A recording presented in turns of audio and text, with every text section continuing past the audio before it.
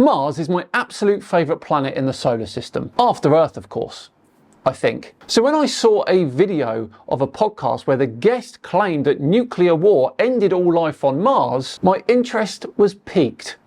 This is classic Tinfoil Tuesday.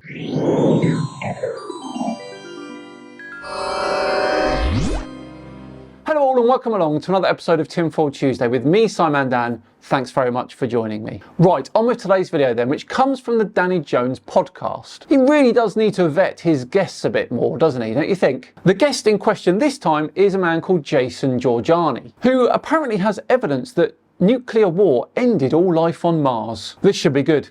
Here we go. So now you put this next to what Dr. John Brandenburg discovered regarding Mars. Dr. Brandenburg, who I got to spend a few days with in New Mexico a number of years ago, he worked on the Clementine mission for NASA, and at one point he was working at Sandia Labs, which is where I think a lot of the nuclear weapons are designed. Mm-hmm. And he was looking at isotopic data from Mars. So, every planet has, certain amount of isotopes of different materials and metals and so forth on it. Right. Isotopes are just various versions of different atoms with different masses due to a different amount of neutrons in its core. What we see on Mars is an enrichment of heavy isotopes compared to light ones. Now that's the fingerprint of long-term loss. Water boiling off, atmosphere stripped, lighter atoms escape and heavier ones stay. And apparently the isotopic ratio of xenon-129 is consistent across the entire solar system, except for on Mars and our thermonuclear test sites on Earth. There's a deviation from the norm of the isotopic signature of xenon-129 at our thermonuclear test sites on Earth.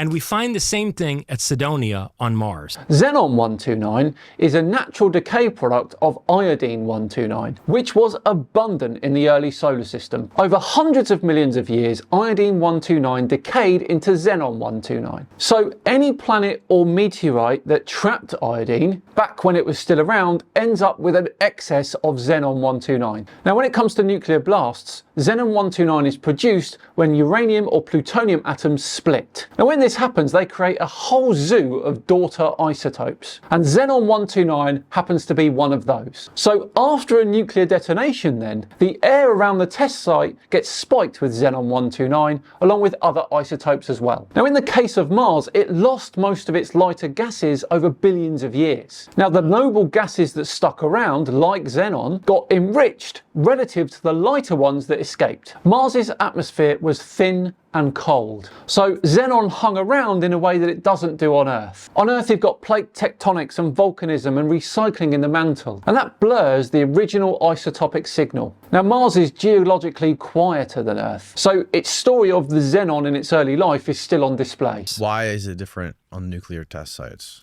There's something happens when, and it has to be not an atomic bomb, but a thermonuclear bomb. When a thermonuclear bomb is detonated, that leaves a trace of xenon-129 in that area, which is not the normal, basically, distribution of that isotope that you would find, on Earth or on any of the other rocky bodies in the solar system. But there is a key difference between the two. On Earth's nuclear test sites, it's a short-lived and localized spike. The xenon dissipates very quickly, and it's surrounded by dozens of other isotopes too. On Mars, it's a global consistent enrichment across the whole planet, baked in over billions of years of the natural decay of iodine-129. That difference is important. Okay. And according to Brandenburg, it's a very distinct signature. It's unmistakable, and it's very specifically associated with thermonuclear weapons detonation.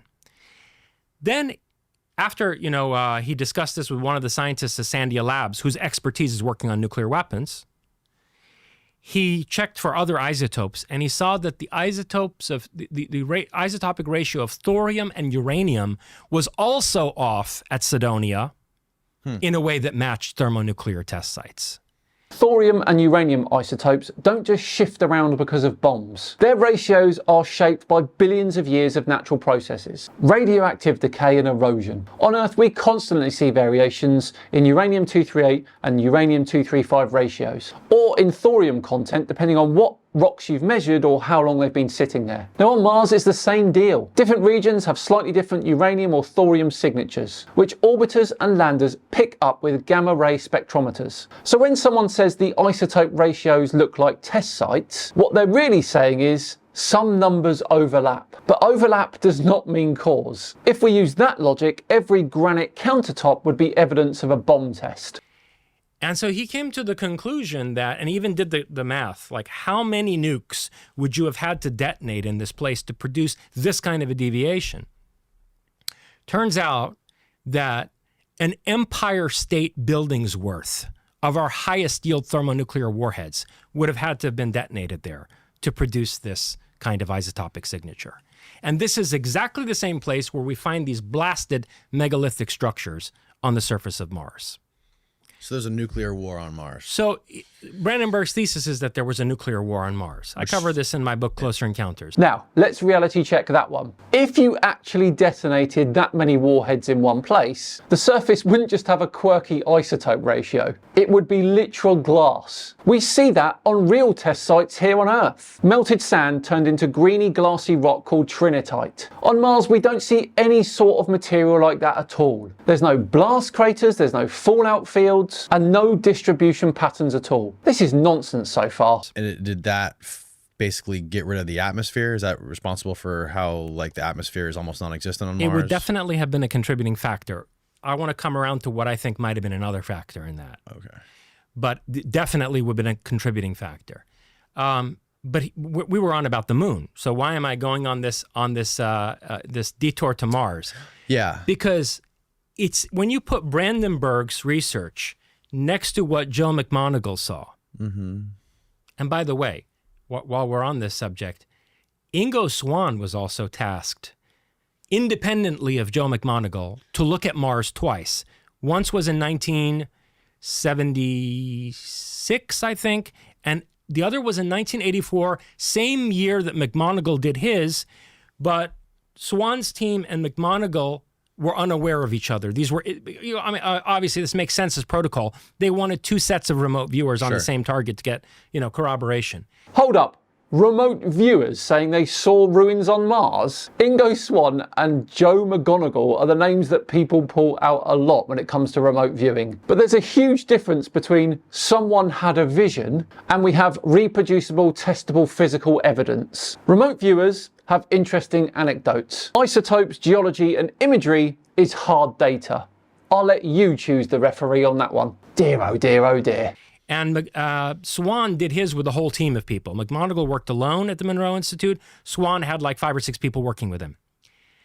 And in 1984, and also in the viewing in I think 76 or so, Ingo Swann and his team described exactly the same thing as Joe McMoneagle. They described a civilization on Mars, most of which was in ruins and was vastly ancient, but other parts of which still survived under the surface. He described a honeycomb of cities under the surface of Mars, and some structures on the surface, which were like relaying information and being used as transportation beacons, and had been built by this civilization that is still active under the surface of Mars, cities that are subterranean. If civilizations did build these cities and transport beacons, we would expect some sort of physical signatures. Instead, we get geological terrains that match volcano flow, sedimentary layering, impact reshaping and lava tubes, all natural processes. Look, there may have been a civilization on Mars in the past, but currently we have no evidence to suggest there was. Remote viewing is not that evidence. But this all came from out of discussing the moon. Mm-hmm. When you put the remote viewing data next to Brandenburg's thesis, what it suggests, and Brandenburg, his estimation was that this nuclear event in Cydonia took place maybe 100 million years ago. Maybe 100 million years ago. Jesus. When were the dinosaurs killed off? 6 million? 65 million years ago, right? So it's a ballpark. And when you put these two sets of data together, as I did in my book, Closer Encounters, the conclusion that emerges is that the moon was constructed by these survivors of some kind of apocalypse on Mars. And it probably had at least two functions initially. One was to transport a shit ton of people over here. The moon? And the other one was to act as a terraforming device.